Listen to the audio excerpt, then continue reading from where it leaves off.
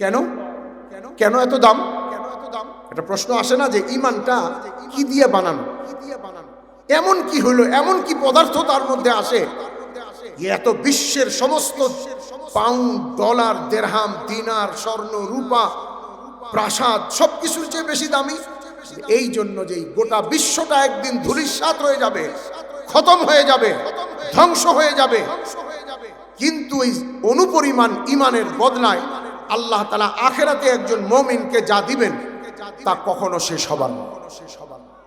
এই অনুপরিমাণ ইমানের বদলা যদি নিয়ে যেতে পারে তো আল্লাহ তাআলা তাকে বলবেন, কোরআনে আল্লাহ পাক বলতেছেন, ওয়াসারিউ ইলা মাগফিরাতিন মির রাব্বিকুম ওয়া জান্নাতিন আরদুহাস সামাওয়াতু ওয়াল আরদ। খুব দৌড়ে চলো, প্রতিযোগিতা করো আল্লাহ পাকের রবের ক্ষমার দিকে এবং ওই জান্নাতের দিকে যে জান্নাতের প্রশস্ততা জমিন থেকে আসমান পর্যন্ত। আচ্ছা, প্রশস্ততা বেশি না দৈর্ঘ্য বেশি? চওড়া বেশি না লম্বা বেশি? লম্বা বেশি। তো আল্লাহ তাআলা এখানে জান্নাতের চওড়ার কথা বলছেন। আরদুহা, আরদুন মানে হলো প্রস্থ, চওড়া। কামতুলুহা, জান্নাতের প্রস্থ হলো জমিন থেকে আসমান। ওয়া কামতুলুহা, জান্নাতের লম্বা কতটুকু?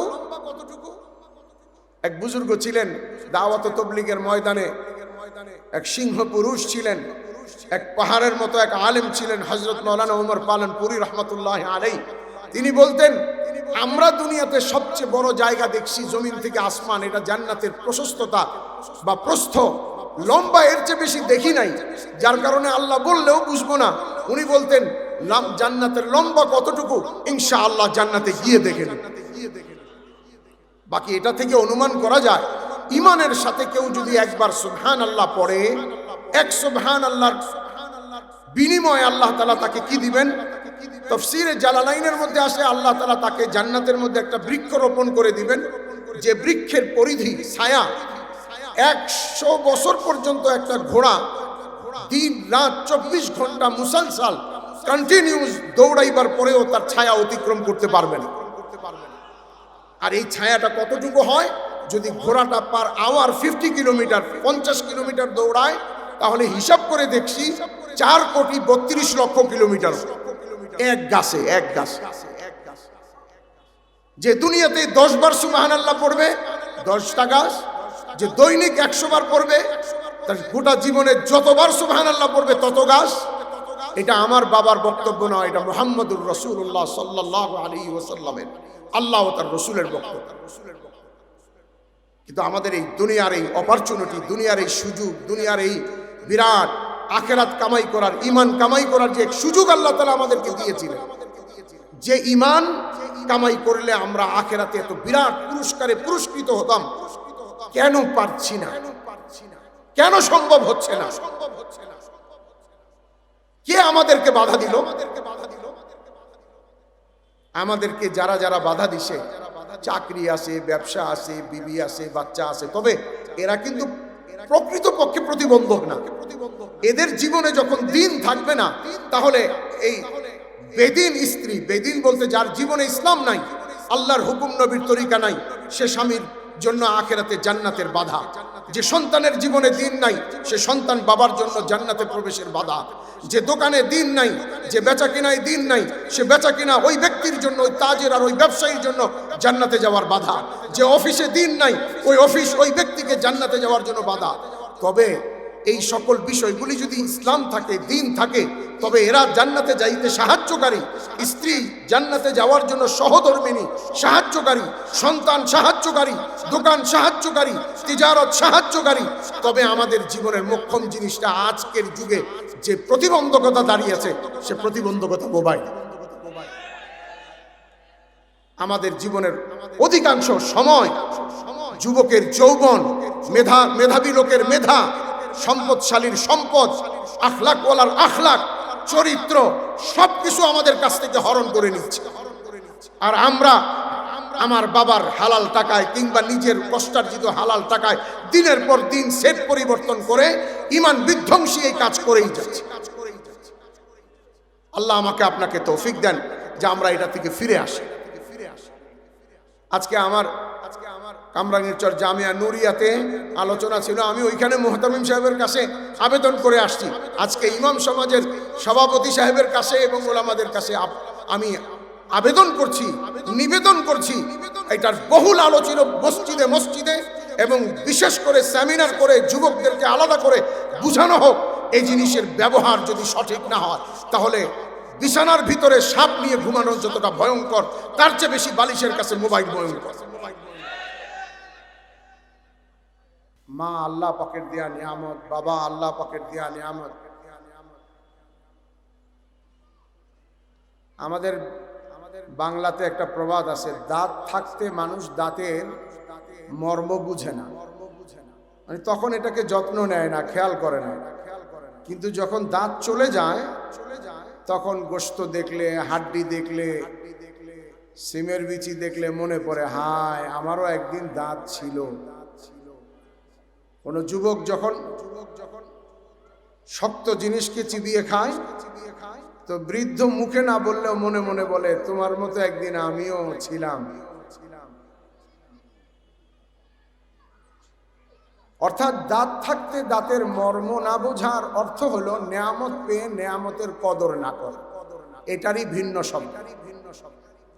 আজকে আমাদের যাদের কাছে মা আসে, তারা বুঝবো না যে মা কত বড় নেয়ামত।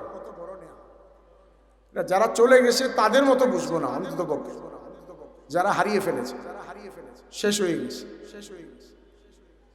সারা পৃথিবীর সমস্ত ধন দৌলত, সারা পৃথিবীর সমস্ত রকমের ডিগ্রি পদবি জমা করে যদি কেউ চায় আম্মাকে 2 মিনিটের জন্য ফিরায় আনবো, 2টা মিনিট আম্মার সাথে কথা বলবো, আর সে সুযোগ নেই।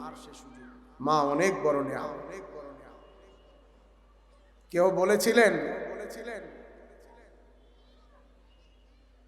কোন আলেমের মুখ থেকে শুনেছিলাম, মুসা আলাইহিস সালাতু ওয়াস সালাম আল্লাহ পাকের সাথে একান্তে কথাবার্তা বলতেন। তো একবার আল্লাহ তাআলা বললেন, মুসা সতর্কতার সাথে কথা বলো। বলে, আল্লাহ আপনার সাথে তো প্রতিদিনই কথা বলি, আজকে কথা কেন বলছেন? শোনো, প্রতিদিন তুমি আমার সাথে কথা বলার জন্য, কথোপকথনের জন্য আসতে, তো পেছনে তোমার মা ছিল, তোমার জন্য দোয়া করতো। আজকে তোমার মা নেই। মা অনেক বড় নেয়ামত, বাবা অনেক বড় নেয়ামত। মা ভাষায় একটু প্রকাশ বেশি করেন, বাবা অতটা প্রকাশ করতে পারেন না। বাবার ভালোবাসাটা একটু লুকানো থাকে, বাবার ভালোবাসা ধমকের মধ্যে থাকে, শক্ত কথায় থাকে। মা বড় নেয়ামত, বাবা বড় নেয়ামত, স্বাস্থ্য বড় নেয়ামত। হাসপাতালের রোগী, তাদের কাছে ইসলামের মধ্যে আয়াদত, রোগীর সেবা শুশ্রূষা, তাকে দেখাশোনা করা, তাকে দেখতে যাওয়া অত্যন্ত সওয়াবের কাজ।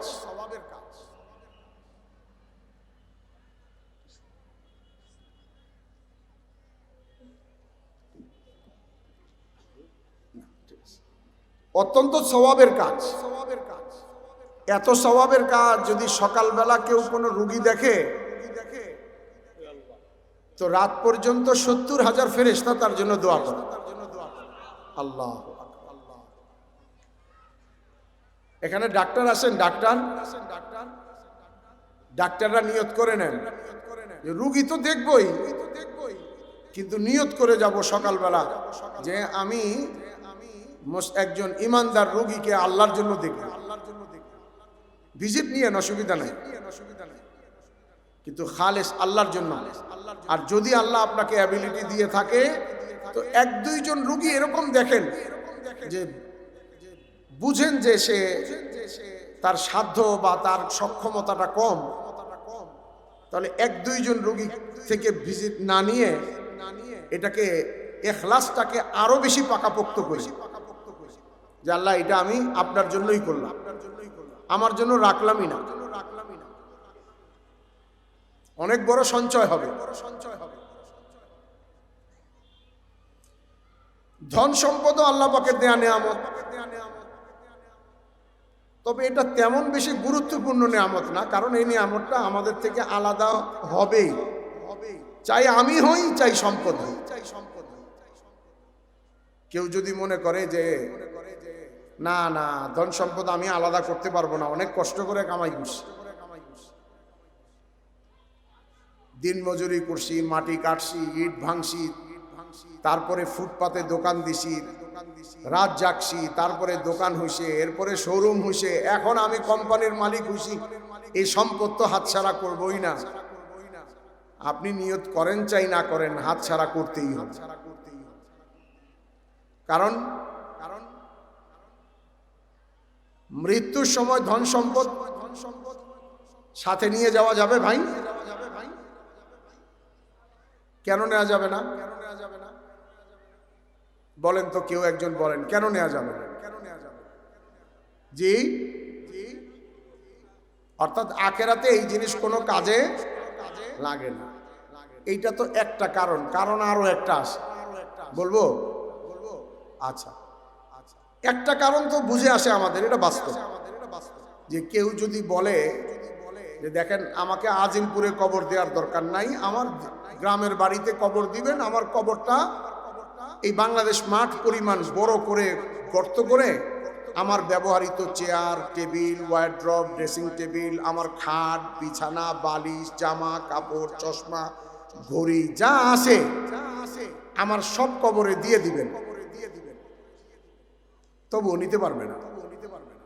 এক নম্বরটা তো আমরা জানি যে কবরে কাজে লাগবে না, কারণ এগুলো পচে যাবে, মাটি হয়ে যাবে, ফেরেশতারা এগুলোর দিকে ভ্রুক্ষেপ করবে না। আর একটা কারণ আছে, আর একটা কারণ হলো আমরা যদি এরকম কোনো নসিহত করেও যাই, ওসিয়ত করেও যাই, ইনশাআল্লাহ আমাদের ছেলেমেয়েরা দিবেন। কি বলেন? আমাদের ছেলেমেয়েরা দিবে? দিবে না, ইনশাআল্লাহ দিবে না। আপনি চাই উইল করে যান, স্ট্যাম্পে লিখিত করে যান, দিবে না। মুখে না বললেও সিচুয়েশন ল্যাঙ্গুয়েজ দিয়ে, বডি ল্যাঙ্গুয়েজ দিয়ে বুঝাবে, হ্যাঁ 3 কাপড় দিছি হুজুররা কইছে এই জন্য। হুজুররা কয় পুরুষের কাফনে 3টা কাপড় দিতে হয়, এই জন্য দিছি, তা না হলে তো কাপড়ও 3টা দিতাম না, একটা দিয়া পেছে এই দিতাম। আবার টাকা যাও, খাট পালং চাও, দুনিয়াটা এরকমই। দিবে না। আপনি যদি শখ করে, আগের দিনে ছিল এখন জানি না আসে কিনা, মানুষ শখ করে স্বর্ণের দাঁত লাগাইতো। 1-2 জনের আমিও দেখছি। আপনি অনেক ধনী মানুষ, আপনার দাঁত পড়ে গেছে, আপনি যদি কোনো ডেন্টিস্টের কাছে গিয়ে বলেন যে আমার আলগা দাঁত লাগাই দেন, তবে এটা আমি গোল্ড দিচ্ছি, এটাকে গলায় গোল্ড দিয়ে লাগাই দেন, স্বর্ণ দিয়ে লাগাই দেন। যদি স্বর্ণের দাঁত লাগাইছেন তো মনে রাখেন এখন ওই যুগ চলতেছে যে ইনশাআল্লাহ প্লাস দিয়া টাই না ওই দাঁত পর্যন্ত খুলে রাখবে, ওই দাঁত নিতে দিবে না। আমি জায়গার নাম বলবো কিন্তু বাকি ব্যক্তির নাম বলবো না, বললে চিনবে, এতটা প্রসিদ্ধ। জায়গাটা হলো বাবুবাজার ও সদরঘাটের মাঝখানে। একজন ব্যক্তি মারা গেছেন। আমি তখন প্রথম আমাদের এই বাহাদুর শাহ পার্ক জামে মসজিদে ছাত্র জামানার পরে প্রথম খেদমতে আসছি, 26 বছর আগে, 27 বছর আগে। একজন ব্যক্তি মারা গেছে ওইখানে, যদি ওটা আমার মহল্লা না, কিন্তু ওই মহল্লার একজন আমাকে নিয়ে গেছে, চলেন। তো মৃত ব্যক্তির ছেলে আমাকে আড়ালে নিয়ে জিজ্ঞাসা করতেছে, একটু আড়ালে নিয়ে কি জিজ্ঞাসা করতেছে যে হুজুর আমার আব্বার একটা দাঁত স্বর্ণের লাগানো আছে, এটাতে কি কোনো সমস্যা? আমি মনে মনে চিন্তা করলাম আসলে তার প্রশ্ন ছিল উল্টা, যে হুজুর আমার আব্বার দাঁতটা খুলে রাখলে কি কোনো সমস্যা? আসলে সে জিজ্ঞাসা করতে চাইছে আব্বার দাঁত যদি খুলি তাইলে দাঁতের ভিতর থেকে আধা ভরি স্বর্ণ বাইরে, এখন হলে তো নিশ্চিত রাইখা দিত, কারণ তখন দাম কম ছিল, এখন তো 2 লাখ টাকা ভরি। তো স্বর্ণ দিয়া দাঁত লাগাইলে এটাও খুলে রাখবে, সম্পদ দিবে না, যদিও সম্পদও একটা নিয়ামত। এমনি ভাবে স্বাস্থ্য নিয়ামত, সন্তান নিয়ামত, মেয়ে নিয়ামত, ছেলে নিয়ামত, স্ত্রী নিয়ামত, মা নিয়ামত, বাপ নিয়ামত। কিন্তু মেরে মুহতারাম সামিঈন, এই আসমান জমিনের মাঝখানে সবচেয়ে বড় নিয়ামত, খোদা প্রদত্ত নিয়ামত হলো ঈমান। সবচেয়ে বড় ঈমান কি বলেন ভাই? ঈমান। এদিকে খেয়াল করেন, মেহমানি আসছে, এখানে বসবে, কথা বলবে, দেখতেই পারবে। সবচেয়ে বড় নিয়ামত কি বলেন? ঈমান। কত বড় নিয়ামত! ঈমানের জাররা, আমরা যেটাকে বলি সরিষার দানা বা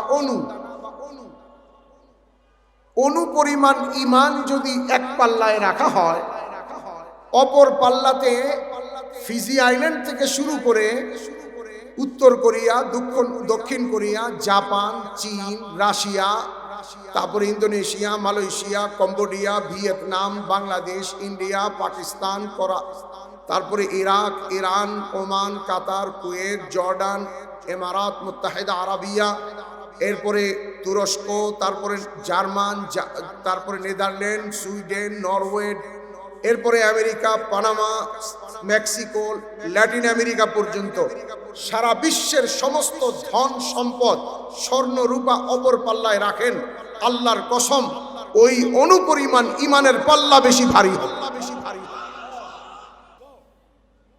কেন? কেন এত দাম? একটা প্রশ্ন আসে না যে ঈমানটা কি দিয়ে বানানো? এমন কি হলো, এমন কি পদার্থ তার মধ্যে আসে এত বিশ্বের সমস্ত পাউন্ড, ডলার, দিরহাম, দিনার, স্বর্ণ, রূপা, প্রাসাদ সবকিছুর চেয়ে বেশি দামি? এই জন্য যে গোটা বিশ্বটা একদিন ধূলিসাৎ হয়ে যাবে, খতম হয়ে যাবে, ধ্বংস হয়ে যাবে, কিন্তু এই অনুপরিমাণ ঈমানের বদলায় আল্লাহ তাআলা আখিরাতে একজন মুমিনকে যা দিবেন তা কখনো শেষ হবার না। এই অনুপরিমাণ ঈমানের বদলা যদি নিয়ে যেতে পারে তো আল্লাহ তাআলা তাকে বলবেন, কোরআনে আল্লাহ পাক বলতেছেন, ওয়াসারিউ ইলা মাগফিরাতিন মির রাব্বিকুম ওয়া জান্নাতিন আরদুহাস সামাওয়াতু ওয়াল আরদ। খুব দৌড়ে চলো, প্রতিযোগিতা করো আল্লাহ পাকের রবের ক্ষমার দিকে এবং ওই জান্নাতের দিকে যে জান্নাতের প্রশস্ততা জমিন থেকে আসমান পর্যন্ত। আচ্ছা, প্রশস্ততা বেশি না দৈর্ঘ্য বেশি? চওড়া বেশি না লম্বা বেশি? লম্বা বেশি। তো আল্লাহ তাআলা এখানে জান্নাতের চওড়ার কথা বলছেন। আরদুহা, আরদুন মানে হলো প্রস্থ, চওড়া। কামতুলুহা, জান্নাতের প্রস্থ হলো জমিন থেকে আসমান। ওয়া কামতুলুহা, জান্নাতের লম্বা কতটুকু? এক বুজুর্গ ছিলেন দাওয়াত ও তাবলীগের ময়দানে, এক সিংহ পুরুষ ছিলেন, এক পাহাড়ের মতো এক আলেম ছিলেন, হযরত মাওলানা ওমর পালনপুরি রহমাতুল্লাহি আলাইহি। তিনি বলতেন, আমরা দুনিয়াতে সবচেয়ে বড় জায়গা দেখছি জমিন থেকে আসমান, এটা জান্নাতের প্রশস্ততা বা প্রস্থ। লম্বা এর চেয়ে বেশি দেখি নাই, যার কারণে আল্লাহ বললেও বুঝবো না। উনি বলতেন, জান্নাতের লম্বা কতটুকু ইনশাআল্লাহ জান্নাতে গিয়ে দেখে নেব।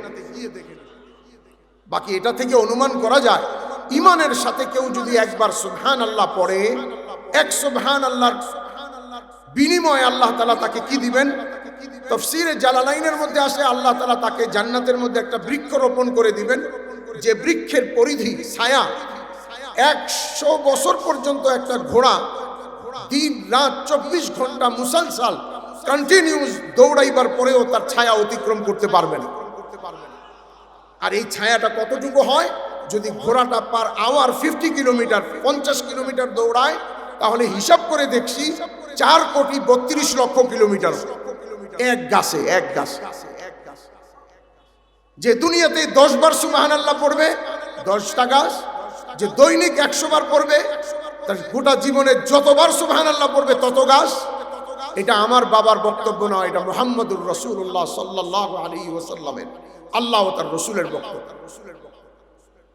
কিন্তু আমাদের এই দুনিয়ার এই অপরচুনিটি, দুনিয়ার এই সুযোগ, দুনিয়ার এই বিরাট আখিরাত কামাই করার, ঈমান কামাই করার যে এক সুযোগ আল্লাহ তাআলা আমাদেরকে দিয়েছিলেন, যে ঈমান কামাই করলে আমরা আখিরাতে এত বিরাট পুরস্কারে পুরস্কৃত হতাম, কেন পারছি না? কেন সম্ভব হচ্ছে না? কে আমাদেরকে বাধা দিল? আমাদেরকে যারা যারা বাধা দিছে, চাকরি আছে, ব্যবসা আছে, বিবি আছে, বাচ্চা আছে, তবে এরা কিন্তু প্রকৃত পক্ষে প্রতিবন্ধক না। এদের জীবনে যখন দিন থাকবে না, তাহলে এই বেদিন স্ত্রী, বেদিন বলতে যার জীবনে ইসলাম নাই, আল্লাহর হুকুম নবীর তরিকা নাই, সে স্বামীর জন্য আখিরাতে জান্নাতের বাধা।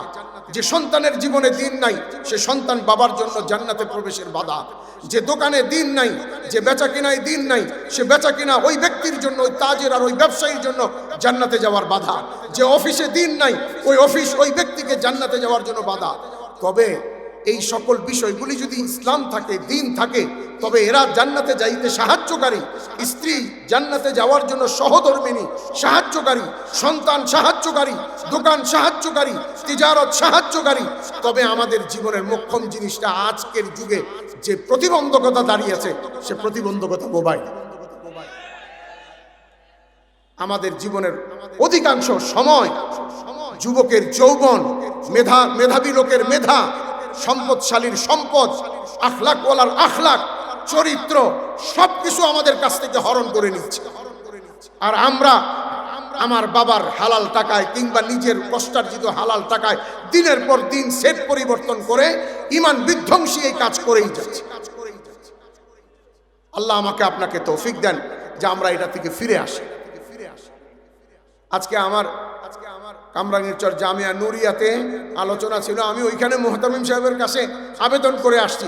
আজকে ইমাম সমাজের সভাপতি সাহেবের কাছে এবং ওলামাদের কাছে আমি আবেদন করছি, নিবেদন করছি, এটার বহুল আলোচিত মসজিদে মসজিদে এবং বিশেষ করে সেমিনার করে যুবকদেরকে আলাদা করে বুঝানো হোক, এই জিনিসের ব্যবহার যদি সঠিক না হয়, তাহলে বিছানার ভিতরে সাপ নিয়ে ঘুমানো যতটা ভয়ঙ্কর, তার চেয়ে বেশি বালিশের কাছে মোবাইল ভয়ঙ্কর।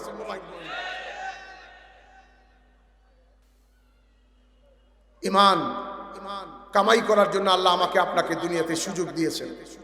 কিভাবে? ঈমান তো জন্মসূত্রে আল্লাহ দিয়েছেন, এটা আল্লাহর মেহেরবানি। আবা ওয়াজদাদ নাসলান বাদা নাসলিন আমরা ঈমান পেয়েছি। কিন্তু এই ঈমানটাকে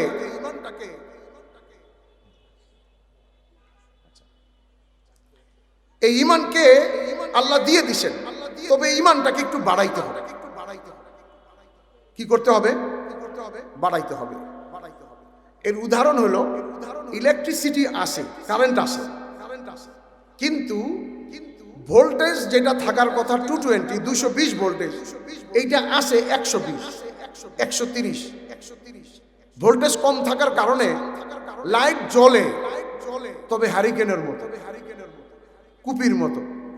ফ্যান ঘুরে, তবে আলহামদুলিল্লাহ এই ঘুরায় কোনো বাতাস পাওয়া যায়।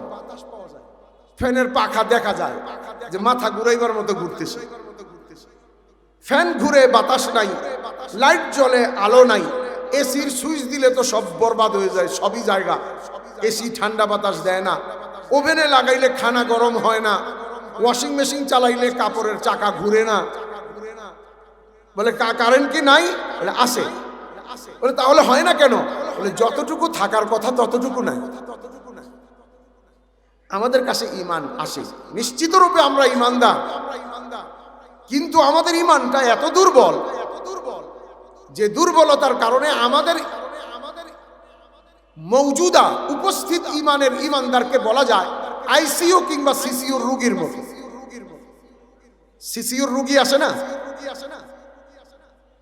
তাকে তো লাশ বলা যায় না, বলা যায় না, কারণ জীবন হায়াত আসে।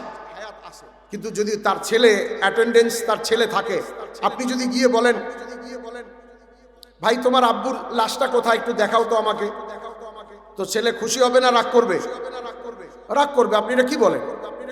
আমার আব্বা তো জীবিত আছে, আপনি লাশ কেন বলছেন? ও তোমার আব্বা জীবিত?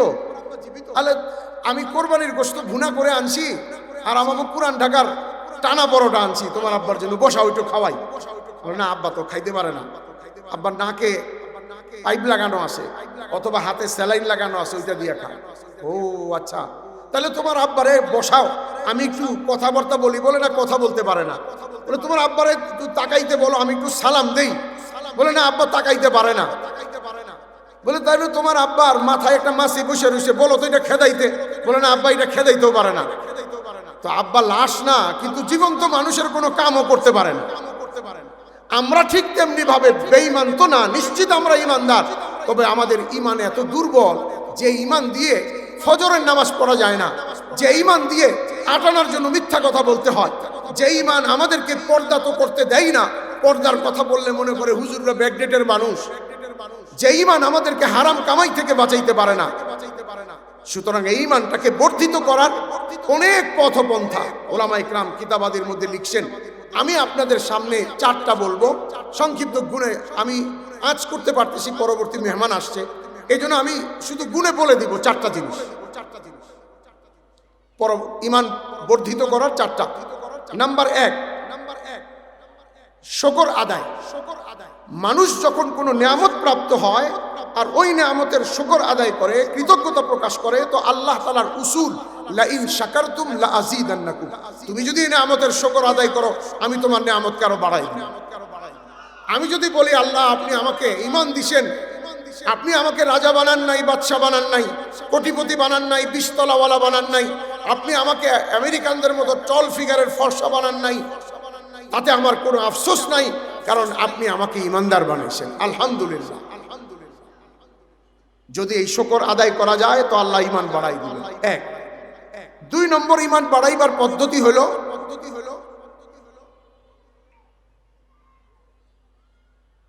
কোরআনে পাকের তেলাওয়াত। ওয়া ইযা তুলিয়াত আলাইহিম আয়াতুহু যাদাতহুম ঈমানা, যে কোরআন পড়বে ইয়াকিনের সাথে, অর্থ জানলে তো আরো বাড়বে, অর্থ না জানলে কমপক্ষে কি বলবে, আমার আল্লাহ যা বলছেন সব ঠিক, আমার আল্লাহ যা বলছেন সব ঠিক। সারা পৃথিবীর মানুষ বলছে সুদের মধ্যে লাভ, আমার আল্লাহ বলছে সুদের মধ্যে ধ্বংস, তো আমি বিশ্বাস করি সুদের মধ্যে ধ্বংস। তাহলে আমার কোরআন পড়ার দ্বারা ঈমান বাড়বে। আর একটা রাস্তা হলো ঈমান বর্ধিত হওয়ার, আল্লাহ পাকের কাছে দোয়া করা। আর চতুর্থ হলো ঈমান বর্ধিত হওয়ার 4 নম্বর হলো দুর্বল ঈমান নিয়ে মহল্লার প্রত্যেকটা ব্যক্তি মুসলমানের কাছে গিয়ে সাহাবা এবং নবীদের মতো সবল ঈমানের দাওয়াত। আমরা মনে করলেন এটা তো তবলিগের কথা কইলেন, কেন তবলিগ কি আমার বাপের না আপনার বাপের? কি বলেন? নামাজ কোন দলের? সকল মুসলমানের দায়িত্ব ঠিক তেমনি ভাবে ঈমান বর্ধিত করা, ঈমানের মেহনত করা প্রত্যেকটা মুসলমানের দায়িত্ব।